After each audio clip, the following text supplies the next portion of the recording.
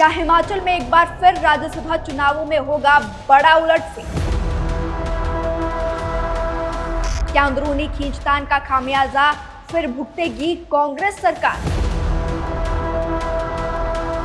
क्या विक्रमादित्य सिंह की नाराजगी का फायदा उठाएगी भाजपा?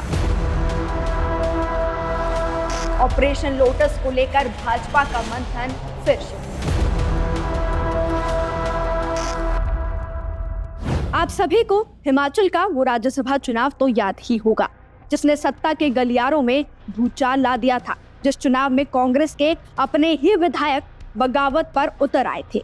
सरकार गिरने की कगार पर पहुंच गई थी और बीजेपी ने जश्न की तैयारी तक कर ली थी, लेकिन अंत में बाजी पलटी। कांग्रेस ने उपचुनाव जीतकर बीजेपी के मास्टर प्लान को फ्लॉप कर दिया। लेकिन सवाल ये है कि क्या इतिहास खुद को दोहराने जा रहा है? क्या फरवरी 2024 जैसी राजनीतिक दरारें एक बार फिर हिमाचल कांग्रेस को कमजोर करने वाली है? आज की हालिया सियासी तस्वीर कुछ वैसी ही कहानी बयां कर रही है। पीडब्ल्यूडी मंत्री विक्रमादित्य सिंह के एक बयान के बाद सुक्खू कैबिनेट दो हिस्सों में बटी हुई है। मंत्री खुलकर एक दूसरे पर जुबानी हमले कर रहे हैं और विपक्ष बीजेपी इस फूट को मौके में बदलने की तैयारी में जुट गई है। सियासी गलियारों में अब ऑपरेशन लोटस 2 की चर्चा तेज हो चुकी है। दरअसल राज्यसभा सांसद इंदु गोस्वामी का 6 साल का कार्यकाल 10 अप्रैल को पूरा हो रहा है। इससे पहले राज्यसभा चुनाव होना तय है, लेकिन चुनाव से ठीक पहले कांग्रेस के भीतर वैसे ही गुटबाजी खुलकर सामने आ गई है जैसे 2024 में देखने को मिली थी। इस पूरे विवाद की चिंगारी बनी पीडब्ल्यूडी मंत्री विक्रमादित्य सिंह का वो बयान जिसमें उन्होंने यूपी बिहार के अफसरों के शासक बनने की बात कही थी। इसके बाद हालात बेकाबू होते चले गए। मुख्यमंत्री सुखविंदर सिंह सुक्खू, राजस्व मंत्री जगत सिंह नेगी, पंचायती राज मंत्री अनिरुद्ध सिंह और तकनीकी शिक्षा मंत्री राजेश धर्माणी सभी ने खुलकर विक्रमादित्य सिंह के बयान पर सवाल खड़े किए। मुख्यमंत्री ने नसीहत दे डाली कि विक्रमादित्य सिंह अपने विभाग की ओर ध्यान दे और अनिरुद्ध सिंह ने तो यहाँ तक कह दिया कि काम करवाना आना चाहिए। इस पर पलटवार करते हुए विक्रमादित्य सिंह ने एनएचआई अधिकारियों से जुड़ा वो पुराना मामला याद दिलवा दिया जिसमें खुद मंत्री अनिरुद्ध सिंह पर एफआईआर दर्ज हुई थी। इस लड़ाई में विक्रमादित्य सिंह फिलहाल अलग थलग नजर आ रहे हैं। हालांकि शिक्षा मंत्री रोहित ठाकुर ने उन्हें एफिशिएंट मंत्री बताकर उनका बचाव जरूर किया, लेकिन इससे विवाद सुलझने के बजाय और भी उलझ गया। सोशल मीडिया पर जंग साफ दिख रही है। हॉलीलॉज बनाम ओक ओवर। सीएम सुक्खू के करीबी विधायक सुरेश कुमार भी विक्रमादित्य सिंह पर निशाना साध चुके हैं, तो वहीं पॉलीलॉज समर्थक खुलकर सोशल मीडिया पर बढ़ास निकाल रहे हैं। लेकिन क्या ये सब नया है?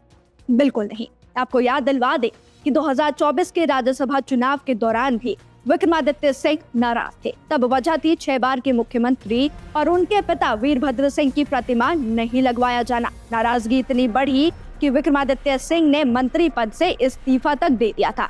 उसी दौरान सुधीर शर्मा, राजेंद्र राणा समेत 6 कांग्रेस विधायकों ने क्रॉस वोटिंग की। इतना ही नहीं, बाहर से समर्थन दे रहे 3 निर्दलियों ने भी बीजेपी उम्मीदवार को वोट दे दिया। नतीजा, बहुमत होते हुए भी कांग्रेस राज्यसभा चुनाव हार गई। आज हालात फिर उसी मोड़ पर खड़े नजर आ रहे हैं। असंतोष, गुटबाजी और बयानबाजी, और दूसरी तरफ बीजेपी जो इस मौके की ताक में बैठी है। सूत्रों की माने तो बीजेपी इस बार भी राज्यसभा चुनाव में प्रत्याशी उतारने की तैयारी कर चुकी है।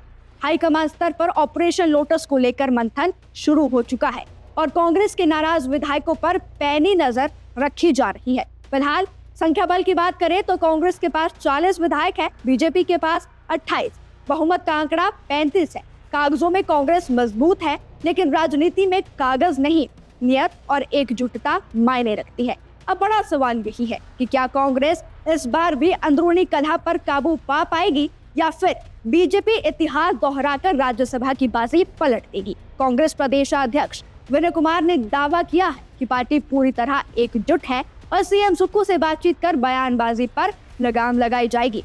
लेकिन राजनीति में सिर्फ बयान नहीं, समय पर फैसले ही इतिहास लिखते हैं। अब देखना यह है कि हिमाचल की सियासत में अगला धमाका किस तरफ से होता है और इस पूरे मामले को लेकर आप लोगों की क्या राय है, हमें कमेंट बॉक्स में जरूर बताएं।